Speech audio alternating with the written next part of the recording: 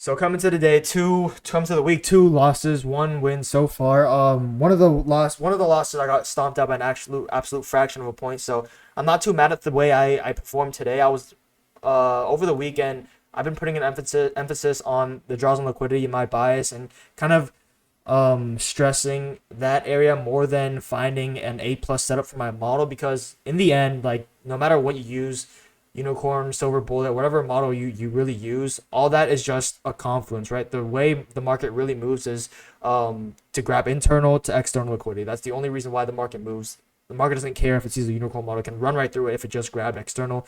And if the unicorn model's in the way of the next drawn liquidity, it's gonna run through it, right? So it doesn't really matter as much as where like liquidity actually lies. So that was the reason why over the weekend I kind of emphasized and practiced on like looking for the major draws of liquidity. And honestly, practicing that over the weekend made today's chart reading a lot easier. The reason why I kind of had a losing day today was I just kind of have to learn to combine these things now. Is to staying like even when I read the draw correctly, even if I know where price is going to go, I can't get excited and enter prematurely. I have to stay patient and wait for my model to form, right? So it's combining those two things. I'm getting better at reading the drawn liquidity. All I have to do now is wait for my setup. So combine those two things. Those two things, if they're able to align with one another, that's going to become an A plus setup. It's not just I have a textbook unicorn model, but the draw is something else. Even if I have an A plus model, that doesn't mean the trade's going to play out, right? Because the draw is somewhere else. So that doesn't that like I said, the market doesn't care if you have an A plus unicorn or silver bullet model. If the draw is the opposite direction, it's gonna go towards that draw. So I just have to combine those two things together. And if I'm able to do that, I feel like that's like I say this every single video, man, but I generally think I'm just learning every single day. I'm just learning. I think that's the biggest thing here is just learning on this eval. So and I've also been sizing up. I realized that an eval isn't, you're not making real money, losing real money. If you blow it, you blow it. If you're picking out the best trades possible and you size up and you lose a trade, that's fine, but it also help you pass it faster, because the eval is meant to be passed, right? So okay, coming in today, let me just kind of break down how I was able to read price today, and it was really really smooth. So coming in overnight, my bias was bullish because of the fact that overnight we were respecting this daily up close candle, right? So overnight we were also respecting this 4 hour fair value gap, and on the 4 hour we were kind of rejecting off of this 4 hours, changing the state area and order block as well. And because of that, I was kind of expecting the previous day slash previous weekly highs, this major draw on liquidity to be taken out, which is what happens, right? But I told myself that since this is our draw and we're relatively pushing towards that draw, right? London, we're already up here. So I'm telling myself, okay, we're probably going to take out those draws before macro. What we're probably going to do is we're going to, if we don't take it out before market open, as soon as market opens, we're probably going to take out minor sell side liquidity. So I marked this out. We're probably going to take out minor sell side liquidity, and then before macro opens, if we're able to take out that previous day high, previous week high before macro, like then that's not our draw anymore, right? Because that's already been taken out, and this is external liquidity. This is a major point of liquidity, right? This is a weekly high, a daily high, and it's external as well. It's not internal liquidity. So as soon as we take out external, price is going to look for internal liquidity. So as soon as it sweeps that, I'm going to expect for that to be a sweep instead of a breakout.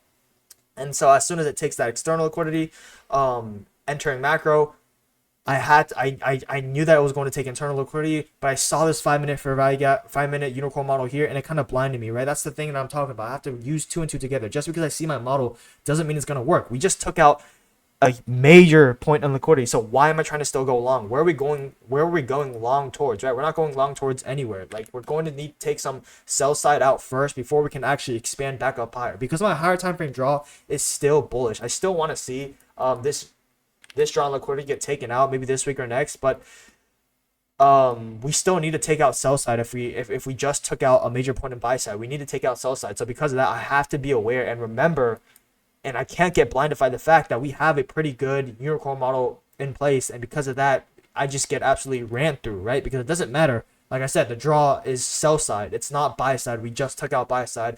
After taking out buy side, why would we want to take more? Why would we want to take out more, even more buy side, right? Right. So that doesn't make sense. So because of that, I could have completely avoided this trade, but I was just caught off guard, or I just wasn't able to see through that. A good thing here that I did, I feel like, is that right after that happened, I realized, oh shoot, what am I doing? We just took out buy side. We're obviously gonna go for maybe London lows or Asia lows. We're definitely gonna get these lows. Definitely gonna take out these lows, right? And because of that, as soon as we got an inverse Ferrari gap here, I knew that we were gonna run through this entire all of this lower resistance liquidity area. And so as soon as we get a 1 minute inverse Ferrari gap and we get a retest in that area, I enter small trade here, small scalp, because this is not usually my model. This is just order flow.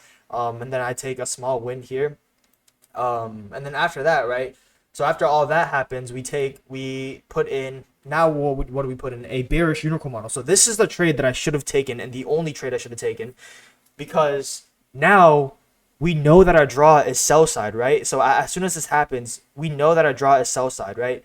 Oh, sorry. No, before that happens, like I said, after we take out buy side, we take out sell side, which is London low, right?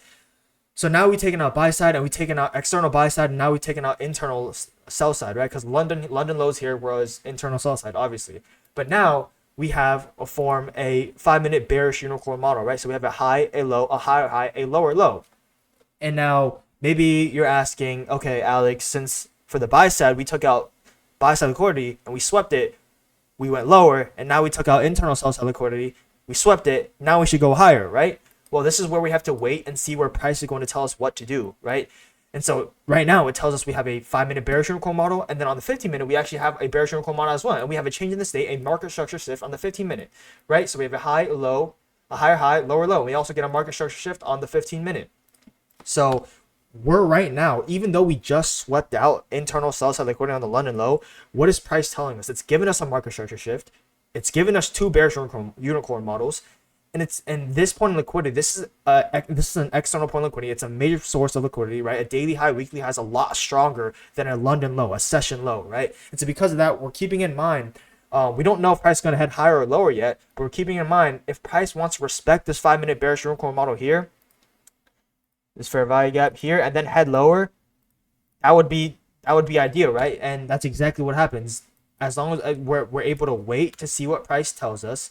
Yes, it's taking out sell side, but it retraces back into our 5 minute bearish unicorn model and accumulates. And while it's accumulating, this is generating liquidity as well. So if the market's satisfied with the liquidity that's been generated within this 5 minute bearish unicorn model that's also being respected, then we have the ability to deliver lower, and that's all we're waiting for. So we don't break out higher here, so we're respecting it. We're generating liquidity. We're taking out buy side. We're taking out the sell side, and that was enough for the market to be satisfied with the amount of liquidity it has.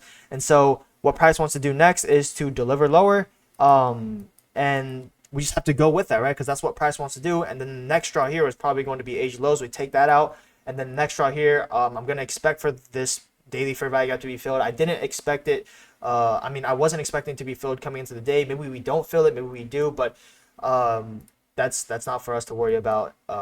We're just gonna see what price does come tomorrow morning. But yeah, so that was kind of the way I was reading price today. And like I said, after that bearish unicorn model 4, and we got that change in the state, we started breaking out on the 5 minute. This is the 5 minute. We got that change in the state, market structure on the 5 minute. I should have zoomed in and realized that this was a 5 minute bearish unicorn model, and then entered on the 1 minute off of this fair value gap. Or sorry, off of this breaker block here, right? Because we have a 1 minute unicorn model as well. We have a high, a low, higher high, lower low. And then we could have entered off of here, off of this breaker block here, but we want more confirmation. That's fine. We reject off it, respect it. We get another break in structure, and then this becomes our breaker. This essentially becomes this that up close candle becomes a breaker block as well after it runs through that. And then we should have been entered around here as soon as it taps back into this up close candle, stops 25 points. Or 30 points, and we'd adjusted our risk size. But that's the trade I should have taken. But instead, I was first trade blinded by the fact that we had a model. Model doesn't matter when the draw is on the other side. Second trade was fine, but it wasn't as necessary if we didn't take that first trade. Third trade is the trade I should have taken. But yeah, oh sorry, yeah, and then we also had a bullish SMT as soon as we take London lows. That's why we were kind of we were accumulating. Price was kind of deciding where it wanted to go. And like I said, when it's deciding where it wants to go, when it's generating liquidity, you just have to wait for price to tell you what it wants to do. Okay, and don't get faked out by the 1 minute, 2 minute, or 3 minute. Don't get like faked out by the fake out. Use the 5 minute. 5 minute is a good telling of what price actually wants to do. And if the 5 minute body closes and gives a market structure shift, that's pretty. That's usually a pretty good sign. But yeah, that's kind of how I feel like I read price really, really clean today. If I'm just able to connect those two and two together, if I'm able to I had the correct draw today, right? I had the correct draw. I knew what price was gonna do. I just didn't have the correct entry today. Like if I have to get those two right together, and then that should be good. And that should just be the way how I should be doing things. And yeah, just I mean, there's not a lot much to say. Hopefully, you guys understood how I kind of broke down today's market. But yeah, always know where your draw is going to be, what your draw is. No matter what model you trade, the market doesn't know what the fuck a unicorn or an ICT model is, right? Or the 2022 ICT model is. It's just always going to be that what's the next draw? Where does price want to go? Did it take out internal? If it took out internal, it's going to go to external. If it took out external, it's going to go to internal. So just keep that in mind and make sure your model aligns with where the draw wants to go to. So yeah, just keep that in mind. But anyways, thank you guys for watching. I'll post on the recap tomorrow if I take a trade. Stay safe and God bless.